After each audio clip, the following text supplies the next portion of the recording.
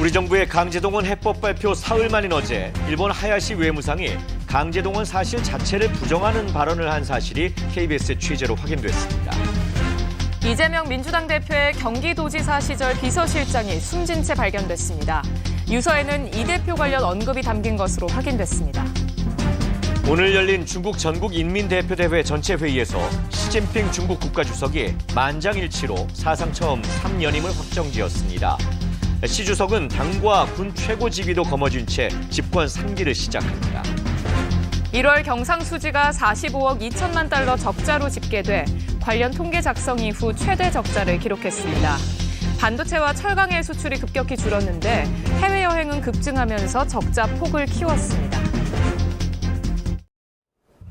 이브닝 뉴스 시작합니다. 숨진 채 발견된 민주당 이재명 대표의 전 비서실장 전모 씨가 남긴 유서에는 이 대표가 이제 정치를 내려놓으시라는 내용이 담긴 것으로 전해졌습니다. 앞서 전 씨는 네이버가 성남FC에 총 90억 원을 기부하도록 요구하는 과정에 개입한 의혹 등과 관련해 검찰 조사를 받았습니다.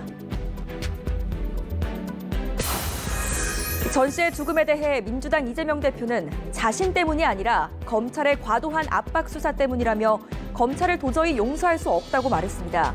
반면 국민의힘은 이 대표를 둘러싸고 있는 죽음의 그림자가 계속되고 있다며 이 대표가 직접 죽음의 행진을 막는 결자 해지에 나서라고 촉구했습니다.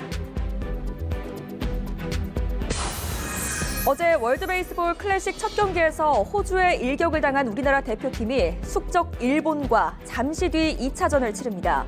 이강철 감독은 호주전을 잊고 일본전을 포함해 남은 3경기에 집중하겠다고 말했습니다. 오는 13일부터 시작되는 한미연합훈련을 앞두고 북한이 단거리 탄도미사일 6발을 쏘아 올렸습니다. 발사 현장을 지켜본 김정은 위원장은 강력한 능력을 지속적으로 키워나가 전쟁 주도권을 쟁취하라고 강조했습니다.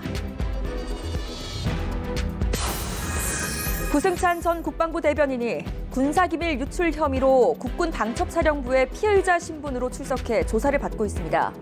조사에 앞서 부 전 대변인은 자신과 관련한 조사가 비합리적이고 비상식적으로 느껴지지만 당당하게 임하겠다고 밝혔습니다. 미국 전문가들은 윤석열 대통령의 다음 주 일본 방문에 큰 의미를 부여하면서 한미일 세 나라 관계를 더 발전시킬 전기가 될 것으로 내다봤습니다.